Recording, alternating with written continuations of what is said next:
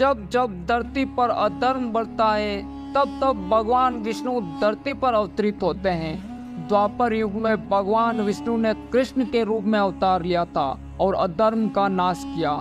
द्वापर युग में लड़े गए महाभारत युद्ध को धर्म युद्ध कहा जाता है। इस धर्म युद्ध को जीतने के लिए भगवान कृष्ण स्वयं अर्जुन के सारथी बने थे।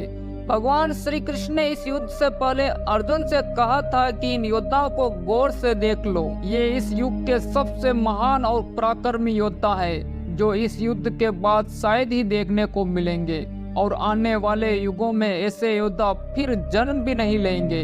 भगवान श्री कृष्ण की इस बात से ही महाभारत के महायुद्ध की भयानकता का अंदाज लगा सकते हैं। इस महायुद्ध को हुए हजारों साल बीत गए हैं, लेकिन कहते हैं कि आज भी कुरुक्षेत्र की जमीन योद्धाओं के लहू से लाल है। धर्म और अधर्म के इस युद्ध में धर्म की जीत के लिए कई महान योद्धाओं को छल और युद्ध के नियम के विरुद्ध जाकर मार डाला गया, क्योंकि युद्ध का केवल एक ही नियम जीत होता है। इसके लिए सारे नियम भुला दिए जाते हैं। तो आइए जानते हैं कौन से है वो योद्धा जिनको छल से मारा गया। नंबर 1 पर है गंगापुत्र भीष्म। महाभारत के महायुद्ध में सबसे बुजुर्ग और सभी योद्धाओं में सर्वश्रेष्ठ भीष्म थे। वह अपनी राजभक्ति के कारण कौरवों के साथ युद्ध में भाग लिया था और पांडवों के विजय में सबसे बड़े बाधक भी बने थे। इन्हें पराजित किए बिना महाभारत के युद्ध में पांडवों का विजय होना लगभग नामुमकिन था। ऐसा इसलिए क्योंकि भीष्म कौरवों के सेनापति के तौर पर उनके ढाल बने हुए थे। इस युद्ध में 10 दिनों तक पांडवों की सेना का संहार करते रहे। ऐसी स्थिति में भगवान श्री कृष्ण की सलाह से अर्जुन अपने रथ पर शिखंडी को लेकर आए, जो न तो पुरुष थे और न ही स्त्री। भीष्म शिखंडी को एक स्त्री मानते थे। महाभारत के मुताबिक भीष्म पितामह ने युद्ध में कौरवों की तरफ से सेनापति के तौर पर 10 दिनों तक लड़ाई लड़ी। 10वें दिन अर्जुन ने शिखंडी को ढाल बनाकर भीष्म पर तीरों की बारिश कर दी। पुराणों के मुताबिक भीष्म के शरीर में 100 से ज्यादा बाण लगे थे। भीष्म पितामह ने स्त्रियों पर शस्त्र नहीं उठाने की प्रतिज्ञा की थी, इसलिए उन्होंने अपने शस्त्र रख दिए थे। अर्जुन ने शिखंडी को ढाल बनाकर भीष्म के शरीर को तीरों से छलनी कर दिया। इस तरह शिखंडी भीष्म पितामह की मृत्यु का कारण बना और भीष्म को छल से मारा गया। नंबर 2 दानवीर कर्ण। कर्ण का वध भी अर्जुन ने छल से ही किया था। कहते हैं एक ब्राह्मण के श्राप के कारण युद्ध के 17वें दिन कर्ण के रथ का पहिया धरती में धंस जाता है। तब कर्ण उस रथ के पहिए को बाहर निकालने के लिए नीचे उतरते हैं। कहते हैं कर्ण जब रथ का पहिया निकाल रहा होता है तब वो इतना बल लगाता है कि धरती 5 उंगल ऊपर उठ जाती है, लेकिन रथ का पहिया नहीं निकलता है। तब भगवान श्री कृष्ण के कहने पर अर्जुन निहत्थे कर्ण का वध कर देता है। नंबर 3 पर है द्रोणाचार्य। भीष्म के बाद कौरवों के सेनापति द्रोणाचार्य बने। ये कौरव और पांडवों के गुरु थे। भीष्म के जैसे ही पांडवों के मार्ग में बड़े बाधक बने हुए थे। इन्हें भी युद्ध में पराजित कर पाना लगभग नामुमकिन था। ऐसा माना जाता है कि द्रोणाचार्य को केवल उनका शौक ही मार सकता है। ऐसे में पांडवों ने द्रोणाचार्य के साथ एक छल किया। भीम ने अश्वत्थामा नाम के एक हाथी को मार दिया और द्रोणाचार्य के पास जाकर कहने लगा कि मैंने अश्वत्थामा का वध कर दिया। लेकिन कहते हैं कि द्रोणाचार्य को भीम की बात पर भरोसा नहीं था, इसलिए उन्होंने धर्मराज युधिष्ठिर से पूछा कि क्या मेरा पुत्र अश्वत्थामा मारा गया है।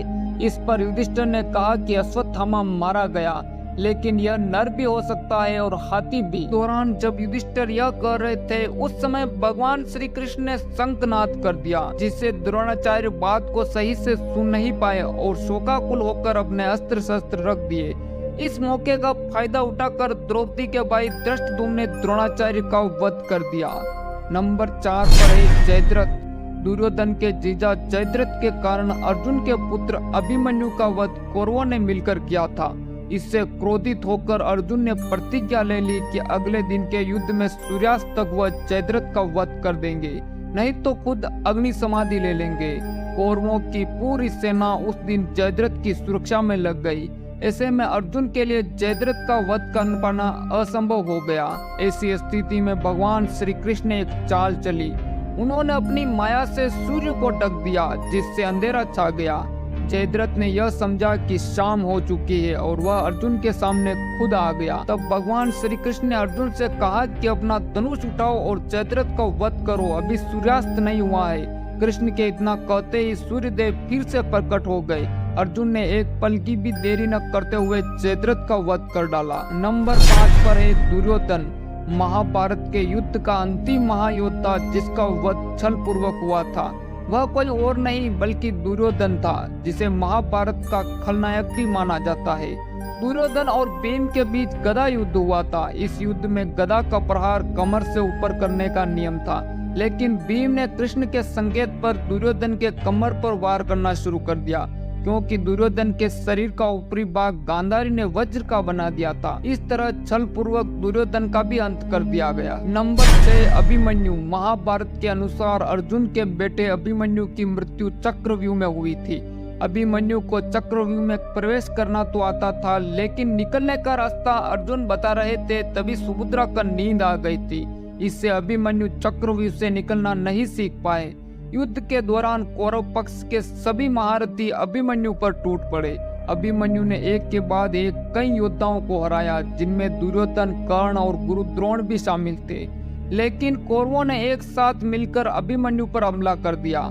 किसी ने उसका धनुष तोड़ा तो किसी ने रथ। अभिमन्यु पूरी तरह निहत्था था और नियमानुसार निहत्थे पर वार नहीं होना चाहिए था, लेकिन तभी पीछे से जयद्रथ ने तलवार का जोरदार प्रहार किया। के बाद एक 7 योद्धाओं ने मिलकर अभिमन्यु को छल से वध कर डाला। दोस्तों, आज के वीडियो में बस इतना ही। वीडियो पसंद आई हो तो एक लाइक कर हमारे चैनल को सब्सक्राइब अवश्य कर दे।